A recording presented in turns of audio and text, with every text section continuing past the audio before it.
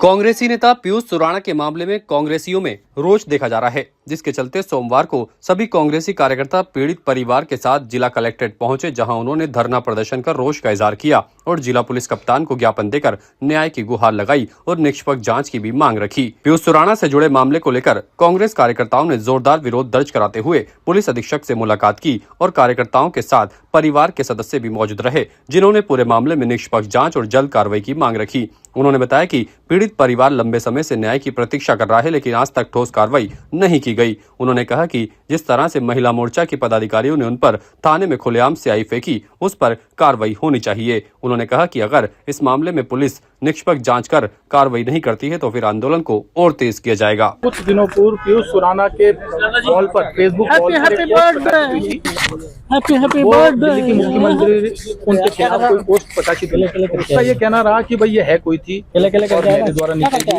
खैर जो भी है वो जांच का विषय है, लेकिन उसी शेयर साझा हमारे जो भाजपा के शहर अध्यक्ष हैं उन्होंने अपनी वॉल पे और ये कहते हुए कि मैं सारी महिलाओं से क्षमा मांगते हुए इस पोस्ट को साझा कर रहा हूँ, क्योंकि ये साझा करनी जरूरी है।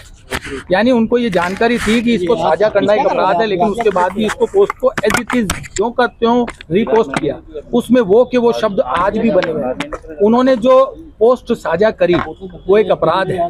आप मीडिया कर्मी हैं, इस बात को अच्छी तरह जानते हैं कि आप भी अगर कोई किसी महिला का अगर कोई पोस्ट डालते हैं या उसका ब्लर करते हैं चेहरा, सुप्रीम कोर्ट ने निर्देश दे रखा है कि आप कोई भी अपराध उसको आप नहीं फैलाएंगे। आईटी एक्ट में ये दे रखा है, आईटी एक्ट धारा 67 में और बीएनएस की धाराओं में, कि आप इस तरह से ये कोई भी प्रसारित रिपोस्ट नहीं कर सकते, ये एक अपराध है।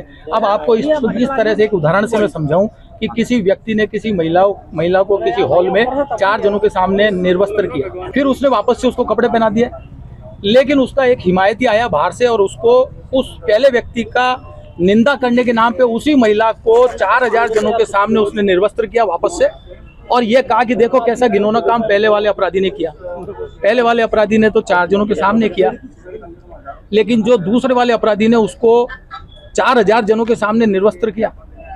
तो अपराध किसका बड़ा है भाई? एक तो ये बात।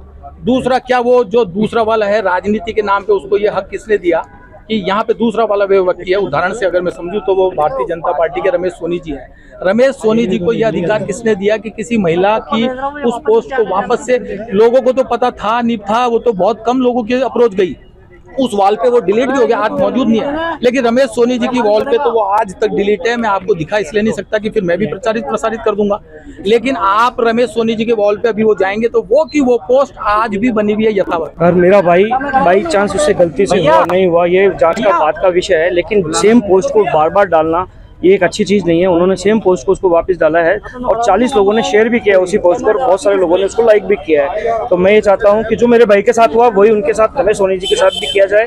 सेम चीज उन्होंने करी तो सेम चीज उसके साथ भी हो। एसपी साहब के पास हम यही गुहार लेके आए कि जो मेरे भाई ने, अगर वो मेरे भाई ने गुनाह किया है तो सेम गुनहगार वो भी है, सेम चीज कार्रवाई उनके साथ भी की जाए। ताजा खबरों के लिए देखते रहें सरेराह न्यूज। अपना फोन उठाएं और सब्सक्राइब करना ना भूलें।